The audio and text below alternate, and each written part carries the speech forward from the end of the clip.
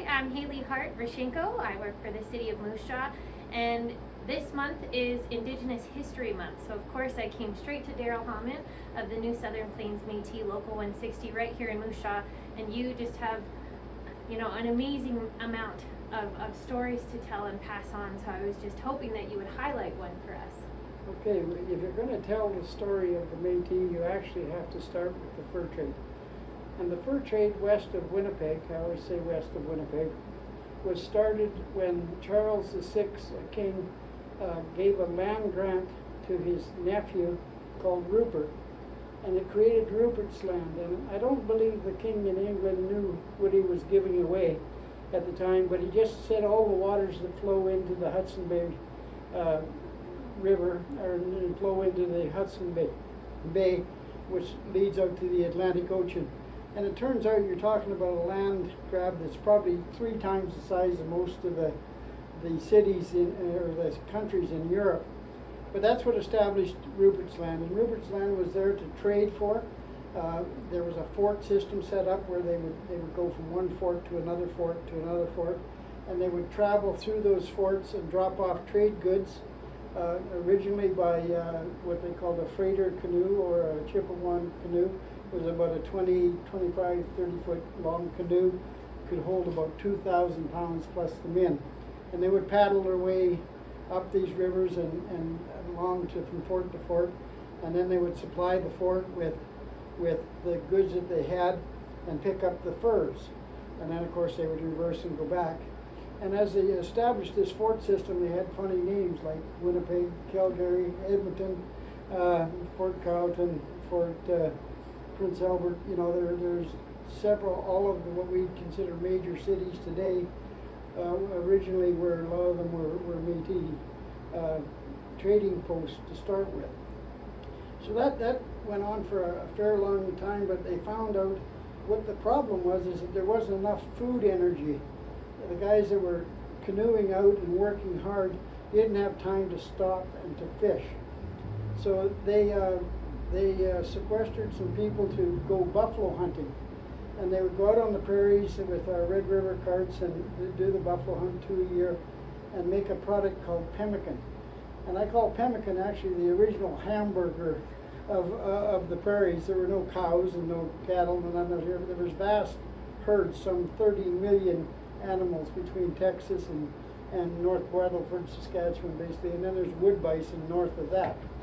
But so they would come out and they would kill 2,000-3,000 animals at a time, process the meat into pemmican, haul it to the forts, and that's what sustained the forts while they were doing the trading. And they used to say for every 50 men inside of the fort, you'd have 100 Métis people and families outside the fort, and they would go out and do the trade and come back and then work with the forts. This spawned a company called the Hudson Bay Company, which most of us are the Bay. Nowadays, what it's called is the Bay. And it was the biggest trading empire, retail operation in all of the world at one point. They traded all the way from the Arctic Ocean to California. They take seals from California and take them to China, actually. And those were all traders and trappers that captured these animals. Of course, their biggest animal, which was the most valuable, was the beaver.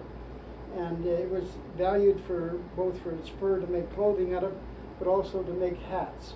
The European people were very big into tall, big beaver hats. And that lasted for 200-300 years. And it developed a group. The original voyageurs coming out, a lot of them called them voyageurs. These were usually people of European ancestry who would take a country wife, and they would marry into the indigenous population, and their children and their descendants are the Métis. So after a few generations, of course, there had many generations of people working on the prairies, doing fur trading and buffalo hunting. And they were a semi-nomadic group. They would winter in one spot, go out on the prairie, take the whole family, the priest, everybody, go out on the prairie, hunt the buffalo, make the pemmican, haul it back, and then go back out for a second hunt in the fall. So they didn't really live in one community. They would winter in a site, and then they'd go buffalo hunting, and then go back, or they'd go back to the forts and they'd winter at the forts, and that's how the population started to grow. Many of our indigenous folks, which were Métis, grew from that marriage between First Nations folks and European fathers. And they had something that was called a sash. It used to tie the waistcoat together, and it comes in a various number of colors, but it was an adaptation from the Scottish tartan for clan recognition. The green ones were often Scottish, Irish, Welsh, some English people that were from that descent would have green tartans. The other ones that were French would have blue tartans with different colors in them, and the ones that were predominantly English or Scotch would have red things. And if you know Métis Nation, you'll know it has kind of two flags. It has a blue flag with an infinity on it and a red flag with an infinity on it. And if you rolled up on a fort that had a red infinity flying over, you knew it was an English-speaking fort, so you knew how to trade in that language and work there. You come up on one that was blue, it's probably a French fort, and it would move prominently. And as they moved west from the Great Lakes to the prairies to the along the northern Denny and North Man's Cree, the actual language was a trade language called Michif. And Michif took a couple hundred years to develop, but it was developed as our Michif language, and is our language that Indigenous speak. It's predominantly made up of Cree, French, and Denny, the three major groups that are there. You're now moving along, and if I'm looking at that timeline, I would say we're at about the time when there were a lot of Métis people living on the prairies, and in the 1987 census or thereabouts, they said there were 10,000 half-breeds living west of Winnipeg. A few years later, they didn't recognize any of them, and they said there was a bunch of settlers coming in. But that's where our Indigenous group came from. And as First Nations folks got reserves through treaty rights, most of the land that Métis people got was through a system they call a script system, whereas they got a certificate for 160 acres, and they could go set up a farm on that. Well, our guys weren't farmers; they were buffalo hunters and travelers, and it led to a semi-nomadic group that eventually, after the buffalo had gone, had to take their script and go on to become farmers and ranchers and ferry operators and different industries. And again, in that same period of time, there was something called the Northwest Rebellion. It's a period of time where Métis people fought with the government of Canada to ensure their rights. Manitoba had been given something called the Manitoba Act, and all the land that is the province of Manitoba was given to the Dominion of Canada, and its first provisional government was the provisional government of the Métis, who were there on the prairies and running it. And when Louis Riel went to Ottawa to sit as a founding father, they threw him down the steps, and it was a very dark period of time for us. So I don't like to spend a lot of time about that, and we're having the residential school system at this time again with taking the culture away from both First Nations and Métis people. And every time you see an Indigenous number, you'll probably think it's all First Nations. Well, it's not. About 40% of that is Métis, and 60% is First Nations. So that's how that works. So we're moving along the timeline. A lot of people didn't take the script, and they were semi-nomadic, and they were moving around, and they're called the road allowance people. Road allowance people, a lot of people found, were just nothing but settlers or squatters. And they weren't. They were a mobile workforce. Wherever the work was, that's where they went, and they set up on Crown land, because that's their used to, living in small pets and hunts and that, doing the work, and then moving on to the next spot. So I think the people called the road allowance people get a really bad name. They were really an immigrant workforce that did the haying and did the harvesting and built the bridges and railroads and all of the stuff that we enjoy today. So that's that story. That's around 1935, 36.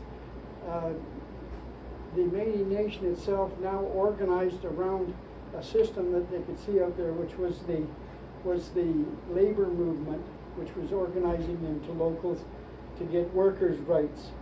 Métis did a similar thing. We moved into having a centralized organization. There's some 130 different locals in Saskatchewan. We have our own MNLA. We meet twice a year and govern ourselves. We're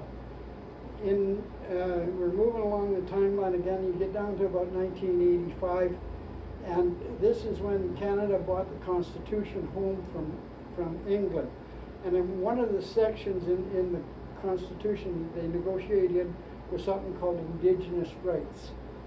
And it's called Section 35 on the Canadian Constitution.